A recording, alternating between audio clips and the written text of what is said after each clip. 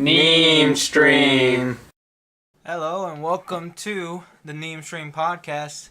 This is your host once again, NeamStream Pat. And his co-host, Broke Bottle. Alright, Nate, so you want to just get into the show right away? Yep, let's go. Alright, so Nintendo unveiled its new console. What are you thinking? I've never really been a big Nintendo fan, so it didn't really pique my interest in any shape or form. But it was interesting to see, I guess. But what do you think about giving up on the Wii U and just going to a new console like that? I think it's about time they move on. And not like the Wii U is bad in any way. But you're not looking forward to anything with the Switch, like anything. Not really a single game, no. So what kind of mind do you think that you're the average person just not even caring, or do you think that more people are like me who would actually want to buy it?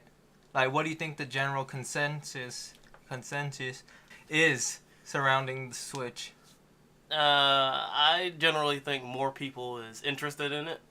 I don't really count myself as like the basis because more people I know like Nintendo and the stuff they make way more than I do.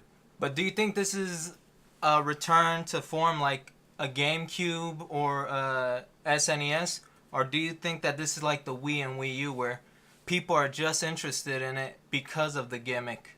Because this is a very gimmicky thing, the whole handheld and console. It's interesting, but is it just the gimmick? Is it the gimmick that's going to propel it like it did the Wii? Or is it the gimmick that's going to hamper it like it did the Wii U? Well, I'm guessing they're hoping that it happens like the Wii because it's an interesting concept because being on the move and be able to play a console would be pretty interesting. It's like a unique format it, but if they could, if it works properly, and you don't have to worry about the smaller things like battery life and connectability, I think it'd be really interesting to use that kind of thing. I saw a thing that the battery life was going to be between 3 and 5 hours, but on the flip side, a lot of people now have the portable battery chargers, so... Did they even talk about anything that could not release, but that could charge your console, I guess, while you're out? Yeah, the portable battery thing. It's just going to use a USB-C. Oh, okay. There you go. So it's going to be easier to find a proper charging thing. Have you seen the comparison between a PS4 game and a Switch game? Mm-hmm. That is the same game? Well, I'm going to just pull it up real quick while you talk about something. Alright, well, as you know, I'm not really a Nintendo fan, but I'm really interested to see what they do with Smash. Because I may not have or want to own a Nintendo console, but it is one of the games I look forward to playing the most out of everything like Nintendo produces. So it'll be interesting, I guess, for if they're going to make a new one for this console, which I probably think they would. Alright, here's what I was telling you about. This is a new Dragon Quest game coming out. And as you can see, the top is the PS4 and the bottom is the Switch. Notice the windows. No, the windows, see, this is smooth and these are jagged. Oh, jagged, yeah. And then here's a portal of it. This is, of course, PS4. And then here's the Switch. So seeing as the PS4 Pro and the Xbox Scorpio, how they're going to come out and they're going to be even more powerful, will third parties still want to make games for the Switch, seeing that it's so underpowered? Thinking of all like the giant games that they have nowadays and how like more advanced they are, I think that's probably not going to happen with bigger titles. Because, sometimes those bigger titles push the limits just on the consoles we have now. Doom makes my PS4 cry. Exactly. And then compared to they have to dumb it down so far for it to even run on the Switch, I think it's kind of probably not good for the developers in that case. Speaking about how big the games are, I heard that the Switch is only going to have a 32 internal memory. 32 gigabyte? Yeah. I hope that the games aren't a lot then, because you would definitely have to upgrade that. But you can insert an SD card. And the SD cards get up to pretty big. So it's kind of give and take. Yeah. Like you'd have to buy the SD card. Especially if you plan on playing the multitude of the games. So I'm really looking forward to Zelda though. I feel like it was really smart of them to make Zelda be the launch title. Like, I don't know if you've been paying attention, but recently, the launch title games for most consoles haven't always been, so great. Yeah. I think it's a smart idea from them. They're bringing back one of their most precious characters. And it seemed to be a pretty big game. I mean, First open world. Yeah, I'm not a Zelda fan, but, I mean, it does look pretty interesting and pretty big for them to, launch it with that title. Since that's probably going to be their main force to selling it at the beginning. But have you... I know you don't really look at it, but as I've seen it, like, there are the gimmicky games at the beginning with Zelda. The way it looks right now, there's a little drought until summer, where Splatoon 2's going to come out. And then there's, again, another big space until holiday when Mario's going to come out. So basically, that's only 3 games in that window. From March to December at least. So it seems like they're trying to rely a lot on their big name titles in too long of a space of time. Yeah.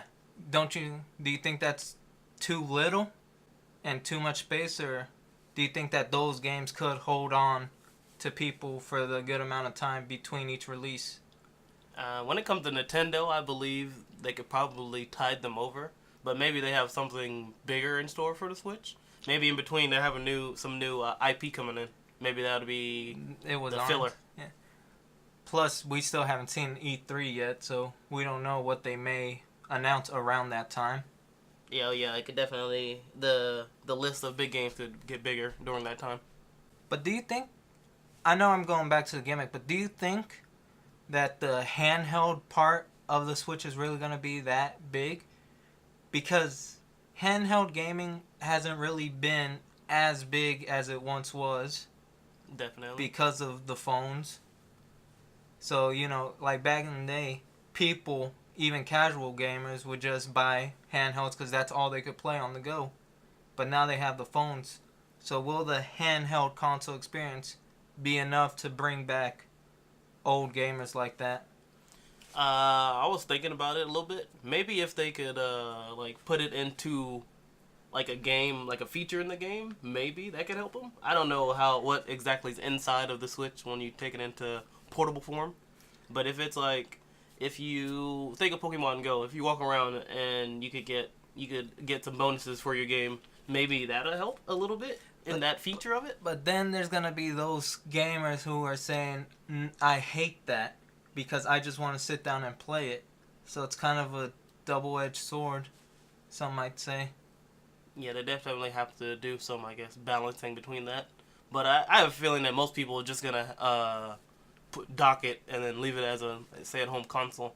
Yeah. I don't know exactly how big that feature of carrying around will be. I guess we'll have to see, what they have, or basically it'll probably be down to preference.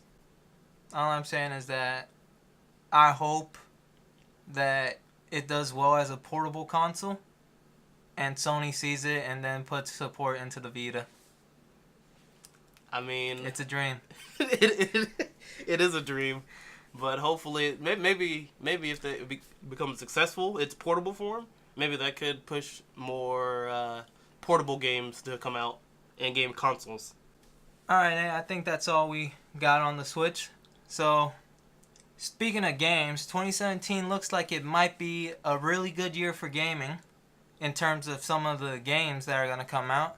What are some that you're looking forward to? And give a brief reasoning why. All right, so I got a little list here, and I'm going to run down the list, and I guess you can run on yours. I think we can go back and forth. Okay, well, my first game is Wild. It was announced, I believe, at some conference. I don't remember exactly which one. But the game looks interesting because, like, you play a shaman, and he has, like, different powers, but all the powers are connected to different animals throughout the world. So, like, if you want to, call upon a bear, I think you could, and then, like, in the little trailer, the bear came to you and helped you fight. And then when you fight or whatever and finish that line of animals, you get to talk to their deity, because each animal has a god. And then when you talk to the god, you get the power of that animal, which is pretty interesting to me. That does sound interesting.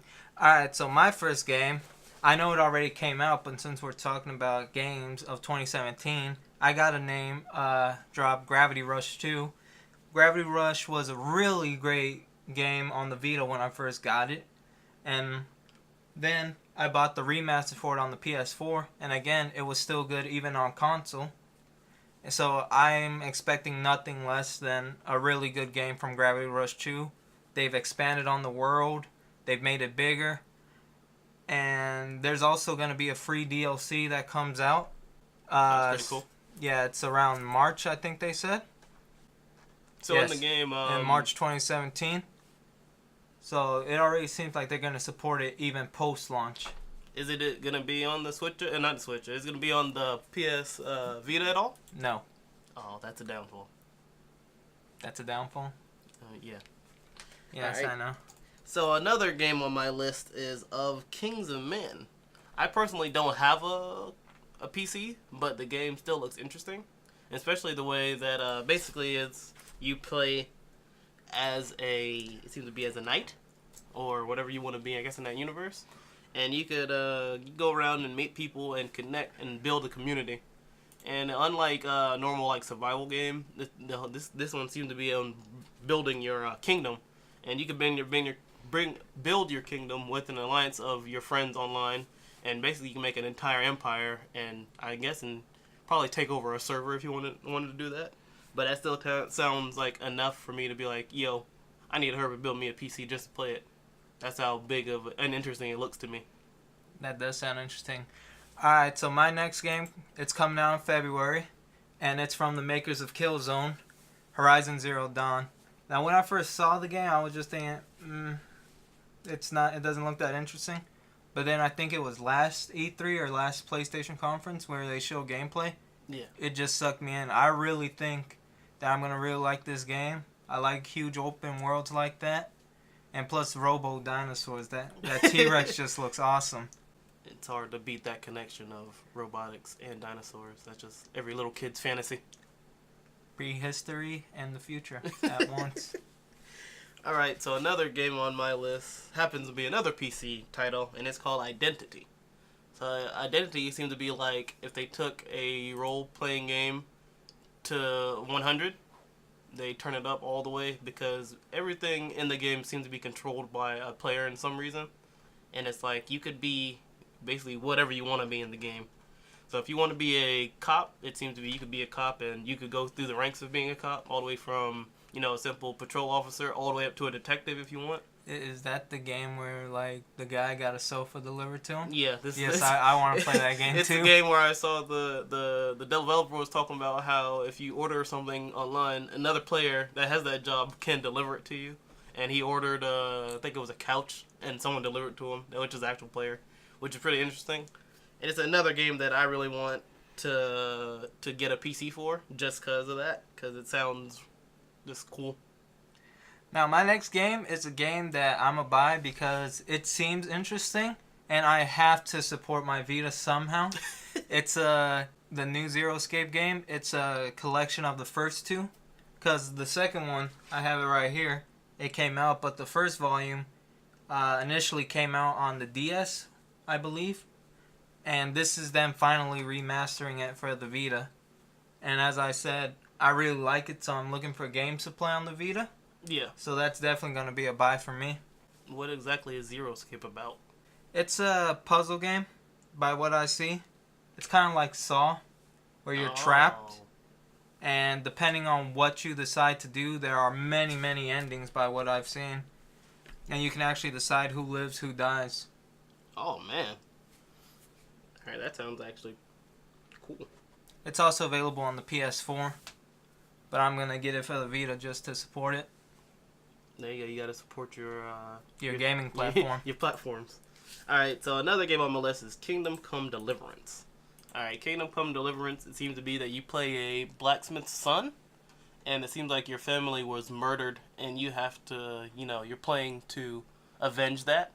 But it seems to be that as you're coming to do that, you become a powerful knight. I mean, it seemed to be the one single player game on my list. One of the single players game on my list, but it seems really cool and interesting because I kind of like that era ish. I'm not like completely into the lore, but I like knights and armor and the way the game looks. I need a single player game for the year, and this another one anyways, and this seems like one of them that I'll be most likely to get. All right, so my next game is actually a combo of 3 games. Yeah. Sonic Mania, the Crash remastering, and Yooka-Laylee. Like, these are just, little nostalgia games, I like Banjo, I like the Sonic 2D games, and I like Crash growing up. So, seeing that Crash again remastered, Yooka-Laylee is basically the spiritual successor of Banjo-Kazooie. And, of course, Sonic Mania, what I've seen, it looks pretty fun. Now, the only thing is with Yooka-Laylee, this of course is a Kickstarter game, right? Yeah. So I'm hoping, beyond, hope, that Yooka-Laylee leans more towards Shovel Knight and far, far away from Mighty Number 9 in terms of Kickstarter games. No. Like, Shovel Knight was a really good game. Like, I bought it twice, one for me, one for my brother. Mm-hmm. And Yooka-Laylee seems like it could be this year's Shovel Knight, not counting Shovel Knight's DLC that's coming out. And Sonic looks like just a return to form. And of course Crash. Who can go wrong with Crash? Yeah, I like Crash too. I like Crash a lot. You think you might get it? Maybe, but having a feeling that I will like play a couple levels and be like, that was fun, and I never pick it up again. Alright, so another game on my list is Absolver. So I can't really describe this game a lot, but it seems to be kind of a fighter, but not traditional.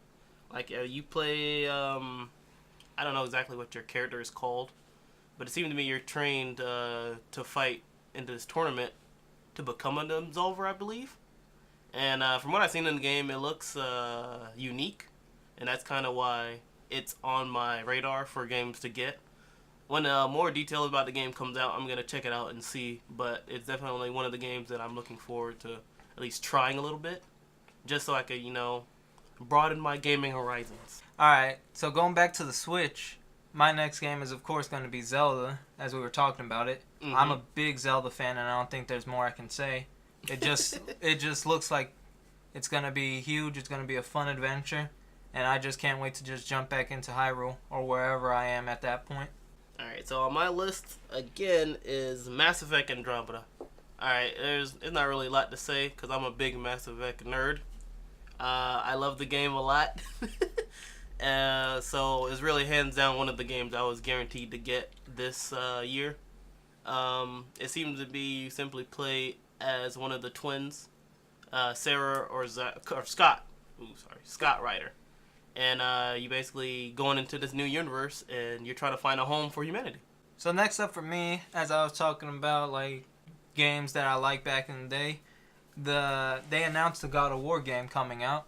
Now, I don't know if it's for 100% for sure coming out this year, but if it is, I'm definitely getting it.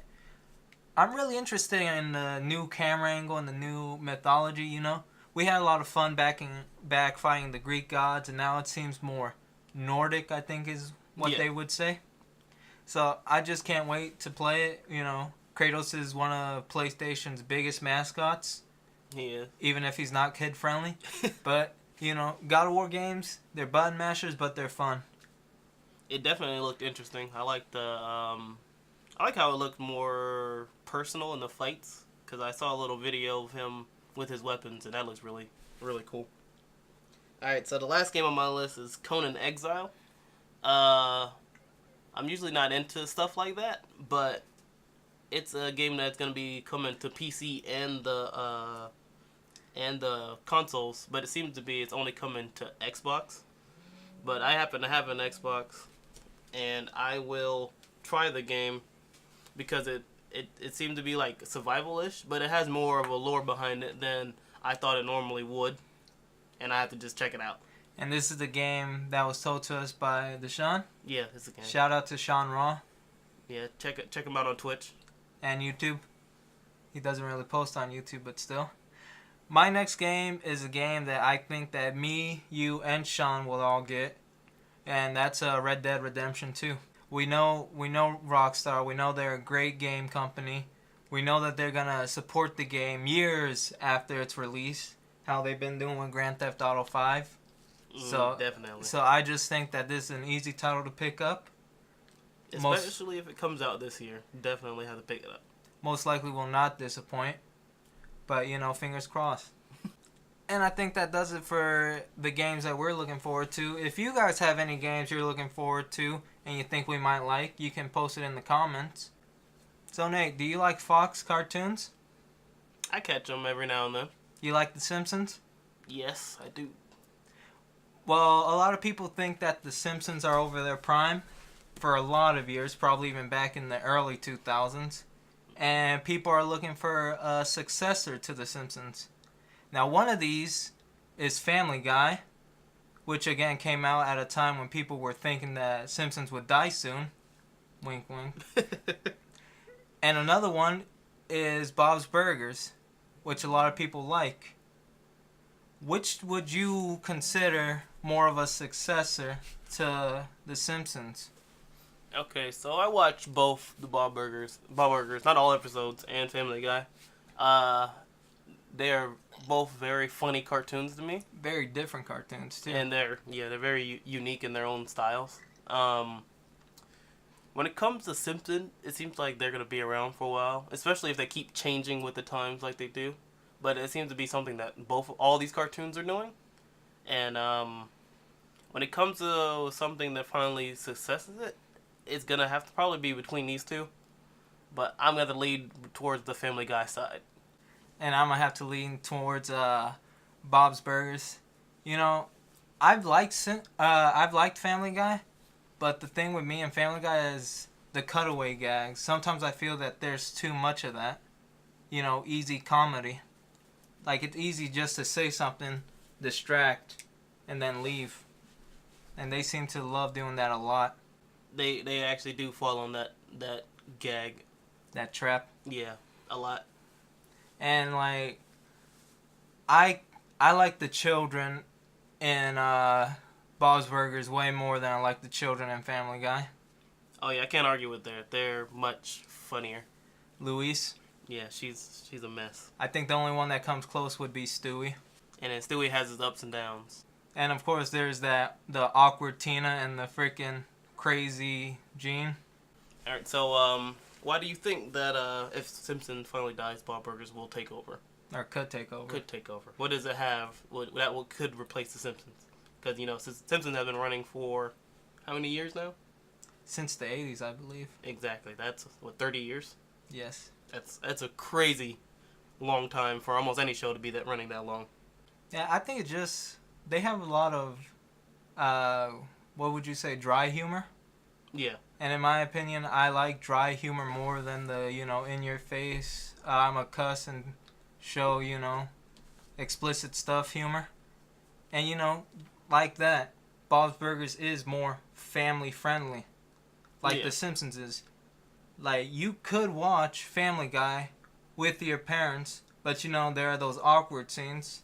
Extremely awkward scenes. Yes. But Bob's Burgers seems like one of those cartoons, like The Simpsons, you could watch with, 10 and lower, and they wouldn't get most jokes, but, they'd still laugh and enjoy it. I definitely think, in Family Guy's right, it has staying power. That's the only reason kind of why I think it could be the successor to Simpsons. Because the show has been canceled twice and brought back. I thought it was only canceled once. It was canceled again. Damn. But it was canceled for a really short time. But it had the staying power to bring itself back out of that I guess state, which would be pretty interesting, especially if it's gonna keep its staying power and last as long as Simpsons have. Yeah, but another cartoon that I really could have saw being a successor. A more traditional successor would, of course, have been Futurama, made by the same guy. Yeah. Yeah. Futurama was also pretty funny. And it's sad that the show ended. But it ended on a good note, though, at least. And speaking of Family Guy, I got a question for you, Nate. Do you really think that Family Guy is Seth MacFarlane's best cartoon? What's the list of his other cartoons? Of course, there's Cleveland Show, which I don't think either of us would say was better. No, it's not.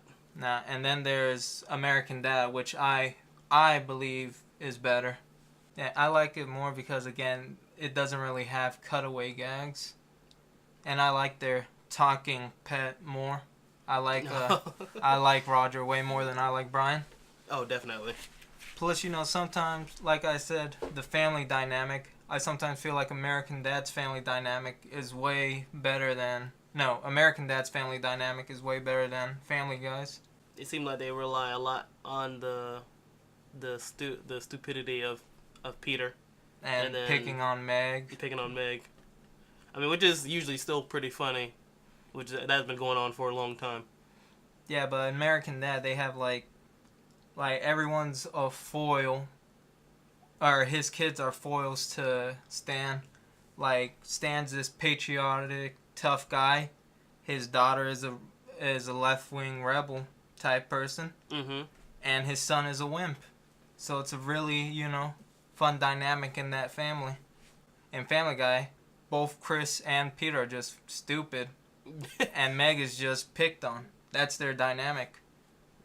How often do you really see Peter and Stewie, really? You usually don't. You don't see them a lot, given the fact that they're some of the show's highlights when it comes to their comedy. I think there was just that one episode when they were bonding, really. Yeah.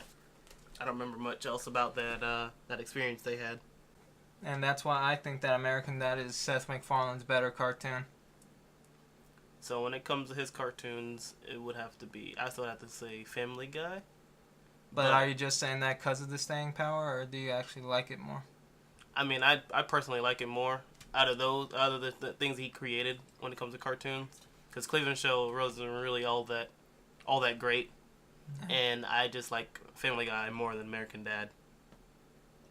But at least we can both admit that Cleveland Show was a bad cartoon. Yeah, we could admit that. Yeah. We could definitely admit that. Oh my God! Look at Almighty! They killed him! Oh my God! As God is my witness, he is broken in half. Welcome to WrestleTalk, where it's gonna be a big weekend, isn't it? It's gonna be a very big weekend with the Royal Rumble pay-per-view coming up. Exactly. Alright, so you just want to run through the card real quick, or do you want to talk about some other stuff first? Let's just run through the card, actually. Alright, let's go pre-show first. Alright, so one of the pre-show matches they announced is Sasha Banks versus Nia Jax. I think Nia Jax is gonna win it.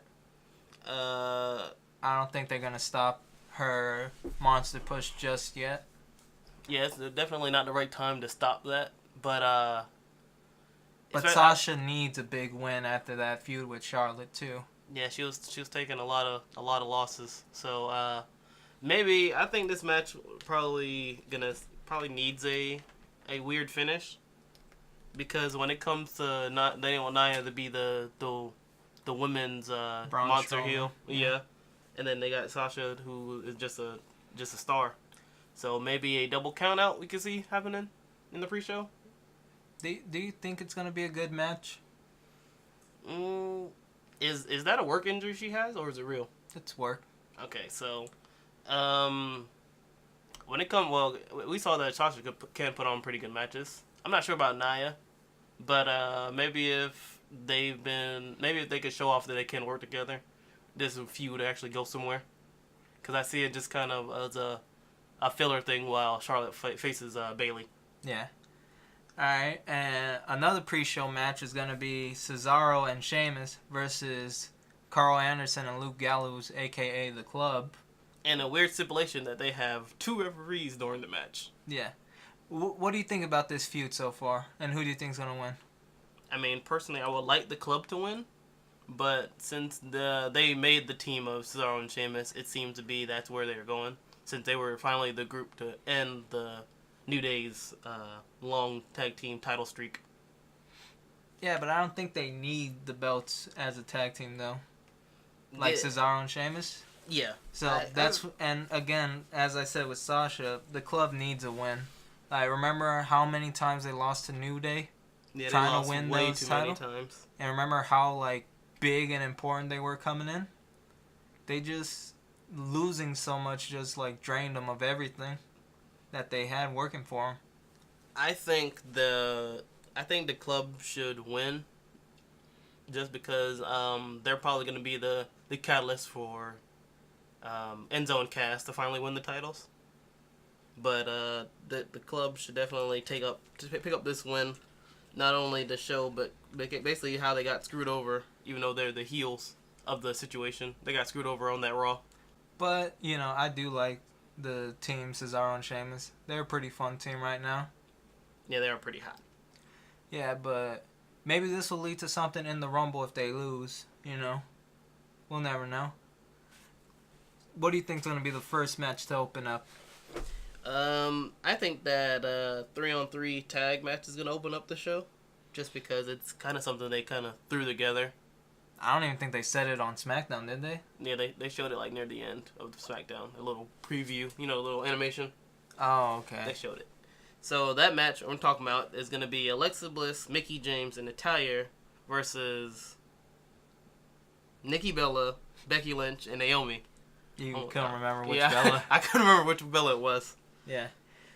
So it seemed like they just put all the women's feuds on SmackDown and just put them all in one match. Yeah, I feel like they're just trying to get all the girls on the show. As much as they can. Yeah. So what you think is going to happen in this match? I'm thinking that... I might say that Mickie picks up the win. Picks up the pinfall, but I could also see Natalya taking the fall. This is a very up-in-the-air match. Because I don't think there's much to gain or lose from this match. So there's nothing on the line. It's just a 3-on-3 match. Yeah, it seems like anything could really happen. Yeah. And they both have people on here that could easily take a pinfall, and nothing will really be gained or lost by it. Actually, another thing I could see happening is after all the trash that Alexa was talking, I could see Naomi pinning her. And then Becky being in the feud with Mickie, Bella being in the feud with Natty, and that be at the Elimination Chamber. Oh, you are correct. Since there's because of the brand split, there's so little talent on each side. So I could see. It would be a good way for them to continue on, so she could fight someone else. Alexa could fight someone else, and have a full card at Elimination Chamber. So I could see that happening. I like that. Yeah. Plus, Naomi is I don't know what was keeping her off TV, because people really liked her entrance. Yeah, she definitely has probably one of the most unique entrances in the company right now. And she's a pretty good wrestler, too. So I don't see where she was. Yeah, they keep her underrated. I don't know why, but hopefully 2017... Same with Natalya, though. Hopefully 2017 could be their year. Yeah. And next is the match that I think is going to open it up. You got to open it up hot. Is Rich Swann versus Neville. Okay, so who do you think is going to win this match? Oh, I definitely think Neville. All right, so Neville came back from not being on TV for a while in monster heel form, and it's been almost decimating the cruiserweight division. All right, so I never knew that Neville had I know he had the in-ring talent, but I didn't know he had the mic skill that he had. He's pretty convincing that he's the king of the cruiserweights. Yeah. I think they just need to find his character, because not everyone can pull off the, happy baby face. Like, he might have pulled it off at NXT, but I didn't watch NXT that much, so I don't know. But, he was he had great moves, but he was just boring as a character when he first came up, because they didn't give him the mic time. But now as a heel, he's really, showing himself. And he came out with, whole new attitude, new finisher, new theme song.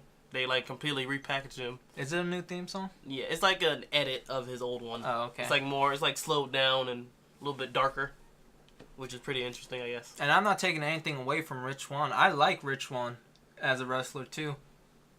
Even he seemed like his background it makes you connect with him a lot. Yeah, but they don't really tell his background story that much. Yeah, they don't like to get too sobby. Yeah. which would be a really great background, but you don't want to put that forward. Yeah, because then people might be thinking like another Eddie Guerrero situation. If they let them do what the cruiserweights can do, I think that match could almost steal the show, because these two are really good wrestlers, and they could probably do some stuff that could really, drop everyone's jaw. And steal the show, as you say. And I'm just waiting on my boy Cedric to come up. Where's he at? It seems like Cedric is maybe and almost done with the Alicia Fox thing, but it doesn't seem that's the case. I feel like that he could be the next challenging, but I don't think that he'll win it from Neville. Yeah, it seemed like I think they're gonna keep it on Neville for a while if Neville wins here. But Rich Swann also has one of my favorite finishers, which is that spinning back kick, which almost always seems like it actually is gonna knock someone's teeth out. All right, so the next match on the card that I think gonna happen is probably Cena versus Styles. I'm gonna just get it out here after what Cena said on SmackDown. I just hope Styles wins, because it'll be like the biggest, like, you're talking all this trash, Cena, but I beat you still. I don't think it's gonna happen, but I hope.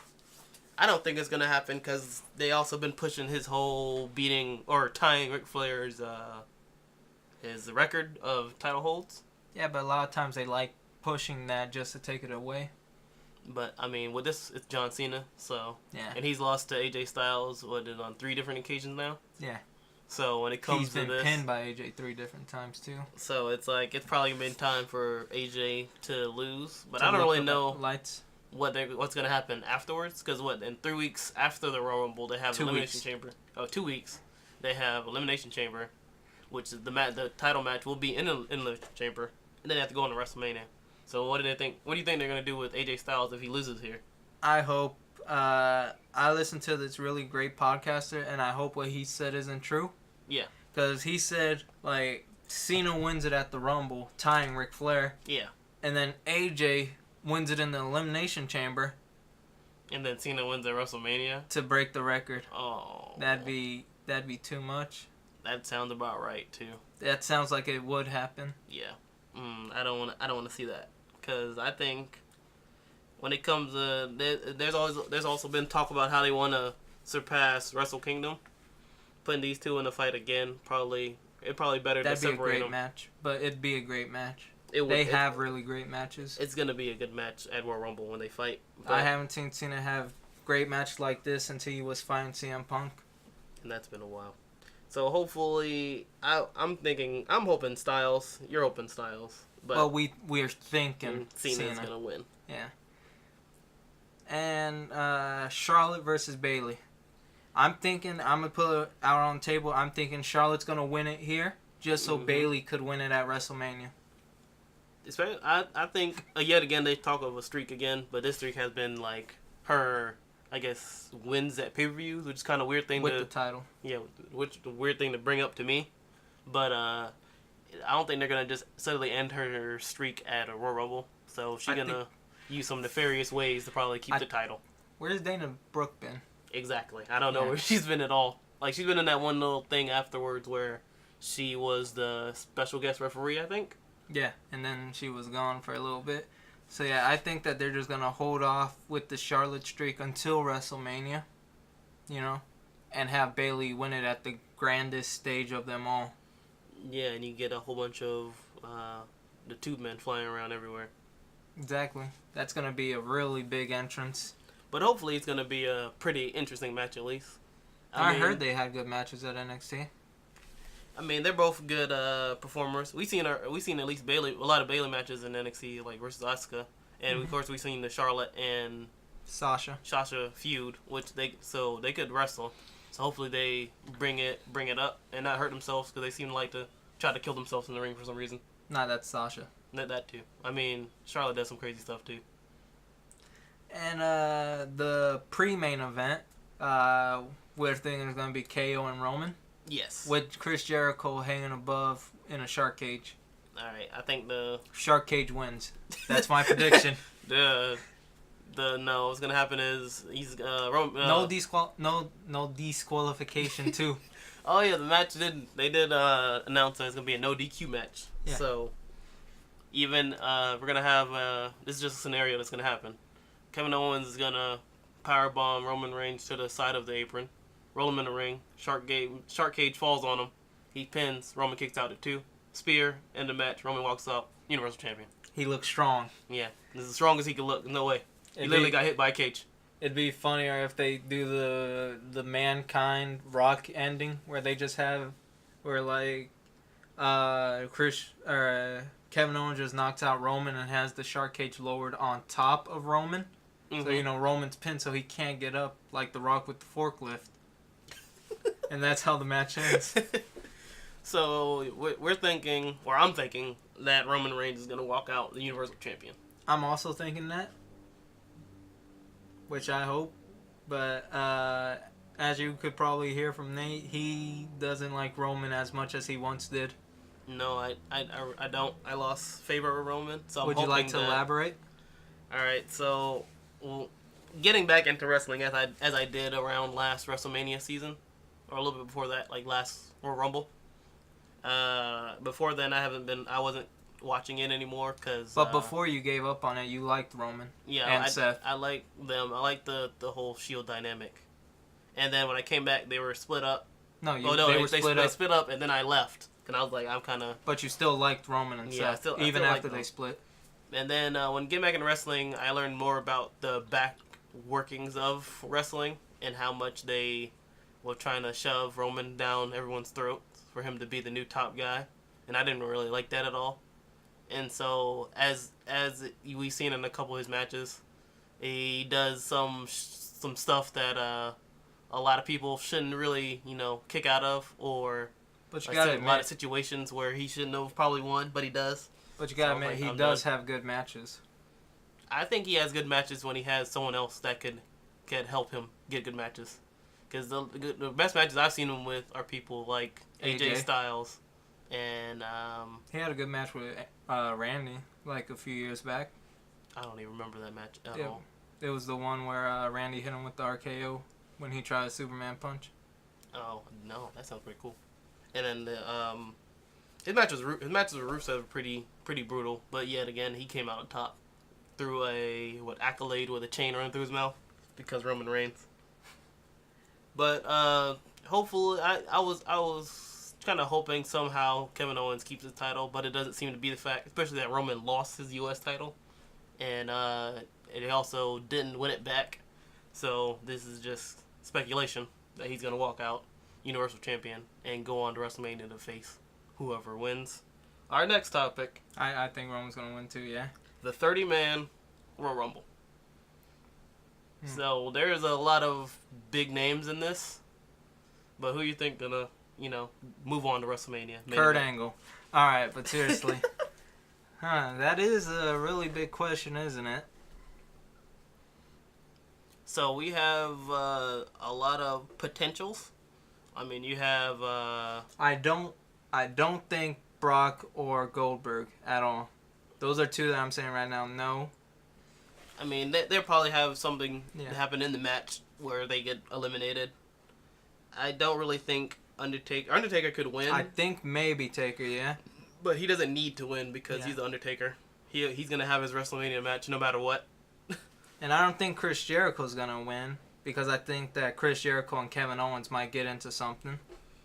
Yeah, it's kind of been that feud that everyone's been waiting for. Mm-hmm. And why not WrestleMania to whip it out? Seth's out. Oh, yeah, but on the recent Raw, Seth got his place taken by Sami Zayn. And I don't think Braun, because I don't think Braun's ready. And I think even though they have that mentality, they wouldn't do Braun because they know. Well, one thing that I could see do interesting, I know everyone's going to be like, no, they're not turning Roman, but Sami winning and going to face Roman. If Roman, of course, if Roman wins. But I think it would be... I think when it comes to people that could win, it's three potentials, and it's Undertaker, Chris Jericho, and... Do you really think Chris Jericho, though? He's the U.S. champion. I oddly enough still think that he can, but now that he actually won it and then kept it again, probably not, but he's still on my list. And then Braun, because I think they do want to put Braun and Roman in a match at WrestleMania. Given the fact that it's at WrestleMania and it's for the Universal, Braun probably won't win, but I think he may win the Royal Rumble. Just been how they've been pushing him. But I think it'd be really interesting that if the final two is Braun and Sammy, Sammy finally gets the revenge, even if it's just distraction or something, and then goes on. They really played up that whole Sammy thing on Monday. They definitely did. So I could see Sammy being the winner in the end. If Sammy wins, and let's just say he goes to fight Roman, it's no way Roman's not going to get booed out of this world. Roman is finally hitting that heel turn. We all know that if Sammy wins, Roman's heel turn is coming. Because I don't think there's anyone in that company that the fans love more than Sammy. Like, yeah, people really, really like AJ Styles and really, really like Seth. But I think that everyone loves Sammy because of his whole underdog thing. And he puts on those great matches. Yeah, Roman would get the heel, all types of heel heat, even if he's still pushed as one of the faces. In that match, he's gonna be the bad guy no matter what he tries to do. He's gonna get booed out of this world. And I could see a whole Stone Cold ending. Probably not with the boss, but where Roman does an extremely heely thing. Yeah. Heely. To keep the title at WrestleMania. Yeah. So I could see that happening with Sammy. And this would be a really, we'd finally have, because right now we don't have the big baby face and the big heel. The big heel is Kevin Owens. Yes. Everyone would say that. And the big heel and the big baby face is supposed to be Roman. But it's kind of flipped. People cheer Kevin because he's fighting Roman. But if we have the big heel be Roman and the big face be Sammy, then yeah, that's just finally perfect. You don't think they're too scared to ever turn Roman heel, even for a little bit, even just for the sake of this rivalry, if that happens, anyways? I don't think they are. Yeah, I don't think they will. But no, I don't think they're afraid to. I definitely think they're afraid to.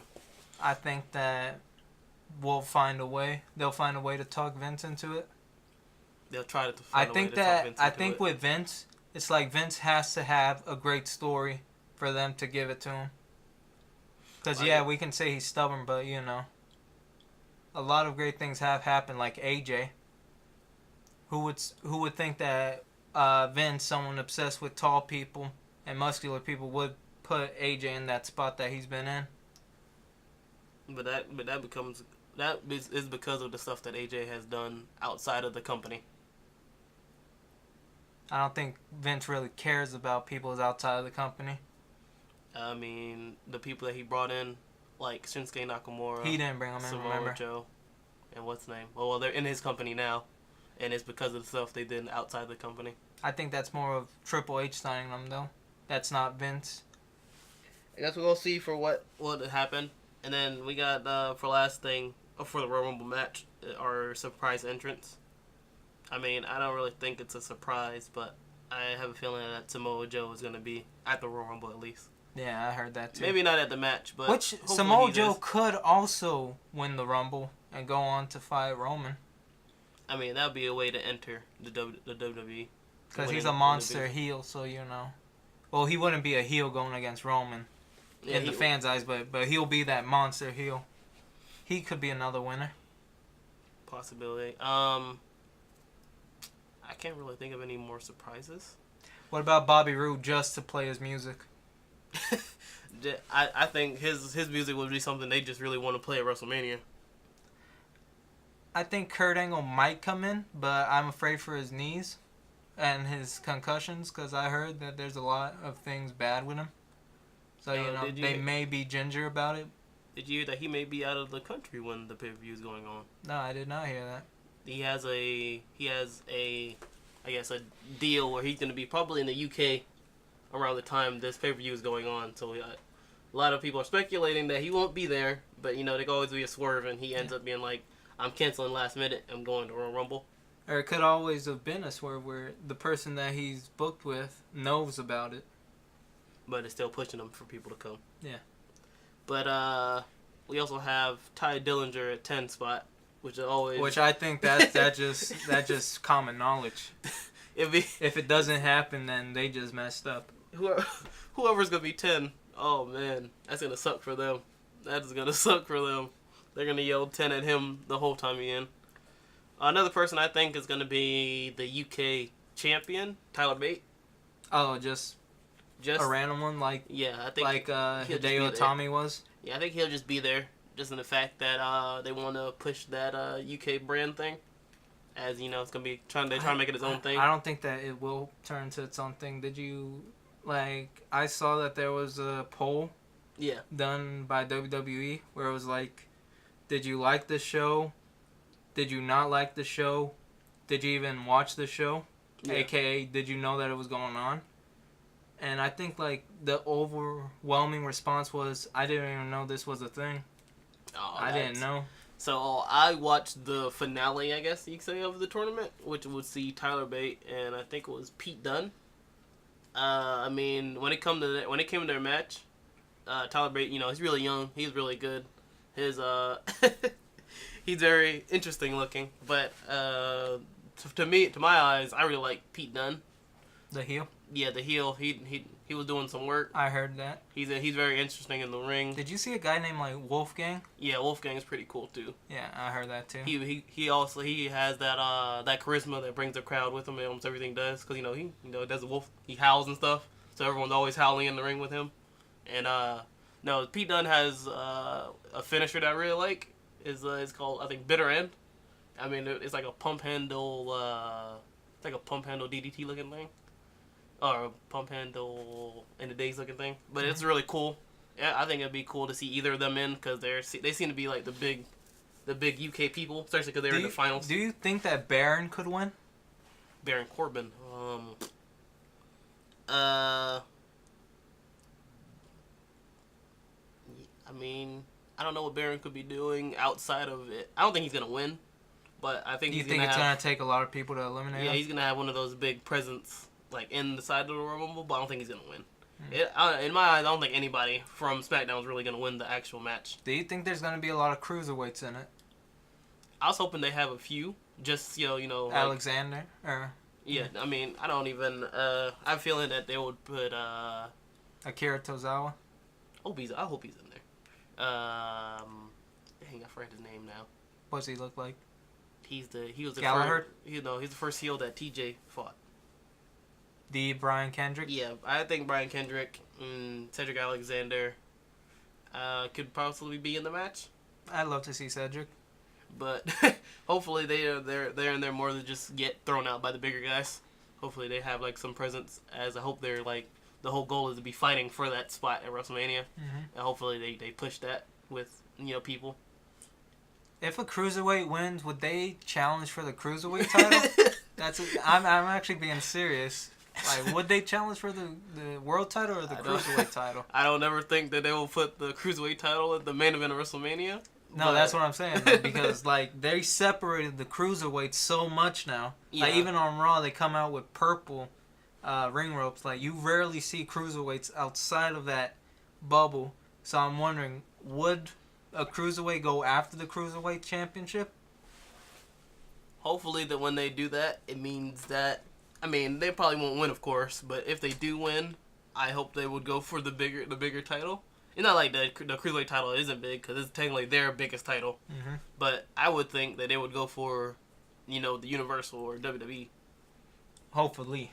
Title. But I'm interested in it's going to be pretty big weekend when it comes to the Royal Rumble. I'm interested in a lot of the matches, even though I think I have an idea. But WWE has known to root out surprises every now and then, so hopefully they could do that, especially here. Do you think do you have any guesses on what legends could be in the Royal Rumble? I don't know exactly who's all in I know, well, I heard there's going to be talks about Christian and DDP. I don't think Christian because of his concussions. But maybe they'll have, like, DDP walk in there. I could see DDP, yeah. Do you think of, anybody from the commentary table just get in there like they did that one year? Well, supposedly the commentary is going to be, for the Royal Rumble at least, is going to be Jerry, Michael Cole, and Corey. That's and I love to see JBL go in, even if it's just for a few. I don't know. There's just something about JBL that I like. Hopefully, I don't. All right, so it's interesting, I guess, to see them in the match, some legends, but also like when I think about it, it's like they're taking a spot of somebody that could have just be in it just to finally, be on TV. All right, now here, what are the odds? What do you think the odds would be? Kenny Omega debut in the Rumble. What would you think? Oh god. What would you think the odds would be? Because like there's a lot of speculation. Like people love saying that word, speculation, that he could be there. What would your odds be? Like percentage-wise of the whole show being there? No, like 10-1. Oh, like, I think like probably 1/100. I don't think he's gonna be there because of the stuff he's been saying. Yeah, but like you always say, it could just be a swerve. Yeah, it could definitely just be a swerve. But I mean, if Kenny Omega's there, I would geek out like a little schoolgirl. I'd probably just because it's Kenny Omega, probably one of the biggest wrestlers outside of WWE. Yeah. And to see him even just enter like AJ did last year would be pretty cool. No, not like AJ did last year. Did he not enter last year? No, do you want to see Roman's face? Oh no, I don't want to see what happened because you don't want to perform that exact way. Yeah, I don't want to perform like that. I just want him to come in, eliminate some people, do some. I like to hardcore. see Okada, but he's the champion. You want to see the Rainmaker? Does everyone get Rainmakers? Yes. Yeah, just clear house for Rainmakers. No, not Rainmakers, just drop kicks. Oh, just drop kicks. His drop kicks. All right, so and, or what was his name? Goto or Shibata. Yeah, Goto. Just so everyone can get GTRs. Yeah. Everyone gets them. Everyone gets their back broken. And the stuff that Kenny Omega's been saying is how he wants to like change wrestling. Like, not like in a bad way. He just wants to get more eyes, more on of like indie. he wants like know people, like people that haven't watched wrestling at all to watch wrestling. That's the stuff he wants to bring in. So I don't know if WWE will give him that freedom when it comes to that kind of stuff. I guess he wants to do. But as you see, he has a rating of his last match to be probably one of the top matches in history. And the one at Wrestle Kingdom 11. So I mean, if they want the WrestleMania to be as big as Wrestle Kingdom 11 when it comes to matches, he will be a great addition to whatever match he's in. Yeah, I could see Kenny versus AJ. Do you think they'll put Kenny versus AJ? I think they would.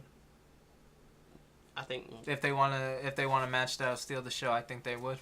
If they want to match steal the show, yes. Yeah. He will definitely. Almost any match he will be in. Triple threat with Finn Balor. Just deciding who gets to be in charge of Luke Gallows and Carl Anderson. Just like him, AJ. Right now, with both of them in there, they're just walking dream matches.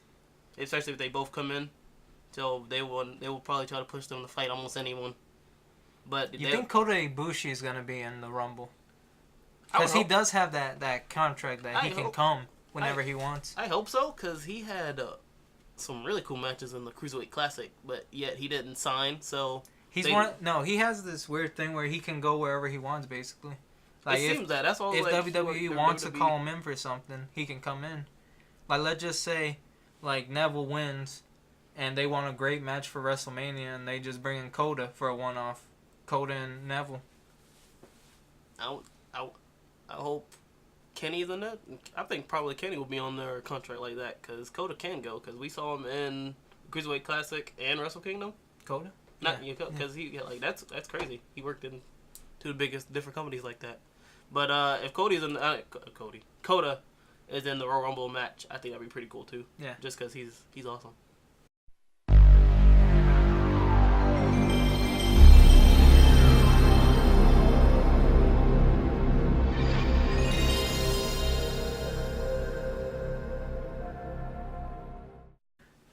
Alright, welcome to Retro Retrospect, where we look at something that's retro. And this week, what did we watch, Nate? We watched the first episode of Spongebob Squarepants. And by first episode, we mean first full episode, not first, segment of the episode. Yes. What did you think? Opening-wise, we gotta, of course, start with the song. Still classic. Oh, always classic. We watched the first, full-length episode. I didn't really burst out laughing like I probably did when I was younger. But you did have a few moments where you just, chuckled out loud. It was definitely still chuckleful. The songs... songs... It was still a good show. The songs were still pretty funny, and the moments, like in the episode with SpongeBob, getting hired. Oh, yeah?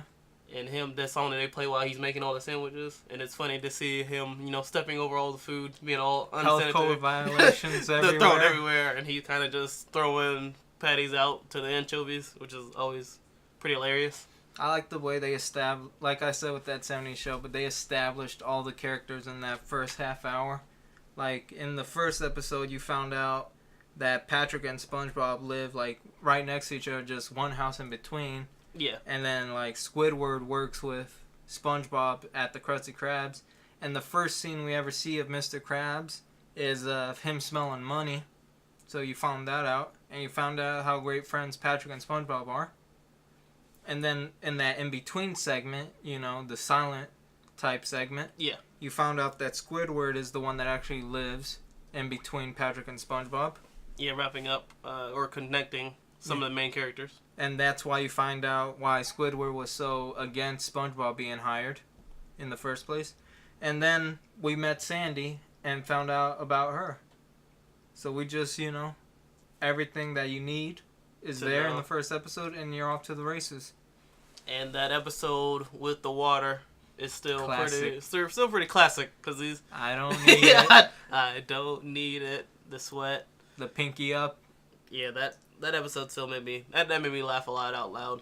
Which actually, the worst thing about SpongeBob is how it is the modern day... Or, not modern day, because they're still around. It's the kids' Simpsons. As we were talking about earlier, the Simpsons has been around since the 80s. Yes. The SpongeBob has been around since the 90s. And like most people would say about the Simpsons, they're past their prime. They should have canceled all this and that, which is sad. Because those first 3 seasons were like some of the best comedic stuff on Nickelodeon at the time. And still are. I mean, just like Simpsons and Family Guy and all those shows, SpongeBob has changed with the times. And if it makes money, it stays around. Yeah, so. I mean, if it makes money, it's gonna be there for a while. But as you see, SpongeBob is still classic. I mean, even those moments that we saw in that episode all came out a long time ago, and I probably watched it a long time ago. And you still remembered a lot of the moments, so that's always a good thing. Yeah. Those first 3 seasons were something else, though. I think it was once after the movie. I think they got a new director, a showrunner, whatever they call him. Yeah. And that's when it started changing. Oh, dang. But what a way to go out with the movie. Unlike, the movie came out, like, right at SpongeBob's, prime at its peak. Yeah. Unlike The Simpsons, which movie came out, like... way too long. But that movie was still really funny. I'm still waiting on The Simpsons, too. Like Bender. You're gonna wait a long time. That was funny. Year 3000 and something. When are you gonna make the next Simpsons movie? Alright, so it was a good episode. SpongeBob's a classic. It'll probably be around for a while. I don't see it being canceled anytime soon, just like with The Simpsons. Well, that was this week's episode of the NeamStream Podcast. Nate, you have fun? I had a great time. You gonna go watch some more of the SpongeBob seasons 1 through 3? Probably on my free time. I only got season 1 through 2. Amazon Prime, you get 3 up on there somehow. Hurry up. And I hope everyone enjoys the Royal Rumble this weekend and the games that we recommended. I hope none of them are bad, because then they'll come after us, even though we didn't make them. Make sure you... like, favorite, and subscribe. Yes, like, favorite, and subscribe. And leave a comment down below of your favorite game that's coming out this year. What you think of the Royal Rumble? What you think of The Simpsons? And is Bob's Burgers or Family Guy the true successor of The Simpsons? And also, what you think about SpongeBob? We talked about a lot of stuff this episode. There should be a lot of discussion down below. So, Nate, where can they find you at? Alright, they can find me at Twitter at broke_bottle. They can find me at Twitch at brokebottle. And here on YouTube at brokebottle. And Me, you can find me on Twitch, Twitter, and YouTube, all the same, NeamStream Pat. And I want to give a little shout out to our friend, Deshaun. He's on YouTube and on Twitch, Sean Raw, for that little recommendation of Conan. And we'll catch you guys next time. Peace.